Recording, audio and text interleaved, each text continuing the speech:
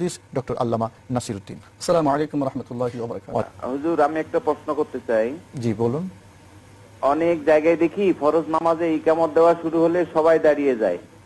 হাইয়া আলাস সালাহ বলার সময় দাঁড়ানো ঠিক, না ইকামত শুরু হলে সবাই দাঁড়ানো ঠিক? হুজুর আকরাম সাল্লাল্লাহু তাআলা আলাইহি ওয়াসাল্লাম ইরশাদ করেছেন, বুখারী শরীফ প্রথম খণ্ড 88 পৃষ্ঠার মধ্যে হাদিসখানা রয়েছে, ইযা উকিমাতুস সালাতু ফালা তাকুমু হাত্তা তারাউনি, যতক্ষণ আমাকে দেখবে না ততক্ষণ তোমরা দাঁড়াবে না, ইকামত হোক। এই হাদিসের ব্যাখ্যার মধ্যে উমদাতুল কারি শরহে বুখারী এখানে লেখা আছে, নবীজি যখন হুজরা থেকে বের হতেন তখন হাইয়া আলাস সালাহ বলা হতো। এই হাদিসটা মুসলিম শরীফ প্রথম খণ্ড 220 পৃষ্ঠার মধ্যে রয়েছে।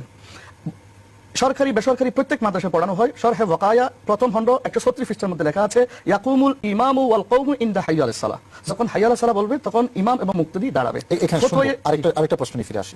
আমাদের ইমাম এবং মুক্তাদি হাইয়া আলাস সালাহ যখন বলবে মুয়াজ্জিন, তখন আমাদেরকে দাঁড়াতে হবে।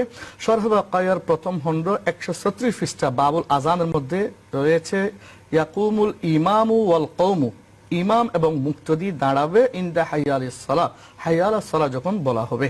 ফতোয়ায়ে আলমগীরির প্রথম খণ্ড 57 পৃষ্ঠা এবং ফতোয়ায়ে শামির দ্বিতীয় খণ্ড 71 নম্বর পৃষ্ঠার মধ্যে লেখা আছে, ইউকরাহু লাহুল ইন্তিজারু কায়েমান, দাঁড়িয়ে দাঁড়িয়ে ইকামত শ্রবণ করা এটা মাকরুহ, ওয়ালাকিন ইয়াকউদু, বসে যাবে হাইয়া আলাস সালাহর আগ পর্যন্ত দাঁড়িয়ে দাঁড়িয়ে। এখান থেকে আরেকটু শুনবো, আরেকটা প্রশ্ন নিয়ে। পর্যাপ্ত শুনেছি আপনার কাছে এই মাসালা, আপনার কাছে নিশ্চয়ই আরো এভিডেন্স আছে, আমরা আর সেদিকে যাচ্ছি না। আরেকটা প্রশ্ন ছিল ভাই,